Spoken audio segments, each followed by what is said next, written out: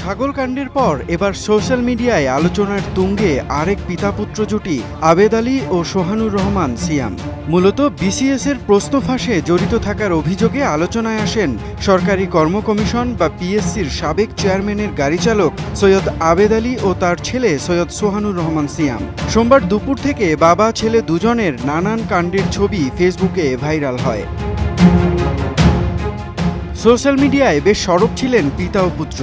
বিভিন্ন সময় জনহিতকর কাজ করে তার ভিডিও ধারণ করে বা ছবি তুলে আবেগঘন স্ট্যাটাস দিতেন প্রশ্ন ফাঁসে অভিযুক্ত আবেদ আলী। মসজিদ থেকে মন্দিরে, খেলার মাঠ থেকে ওরসে সব জায়গাতেই দেখা গেছে তাদের। ঢাকায় ড্রাইভারি করলেও সৈয়দ আবেদ আলী এলাকায় নিজের পরিচয় দিতেন শিল্পপতি হিসেবে। দুস্থদের টাকা পয়সা দিয়ে সহায়তাও করতেন। অবৈধ পথে টাকা উপার্জনের পর ইচ্ছা জাগে রাজনৈতিক ক্ষমতা অর্জনের। মাদারীপুরের ডাসার উপজেলা পরিষদের চেয়ারম্যানও হতে চেয়েছিলেন। নির্বাচনী প্রচারণায় হাত খুলে টাকা উড়িয়েছেন। সমাজের বিত্তবান ও প্রভাবশালীদের সঙ্গেও ছিল তার নিত্য ওঠা বসা।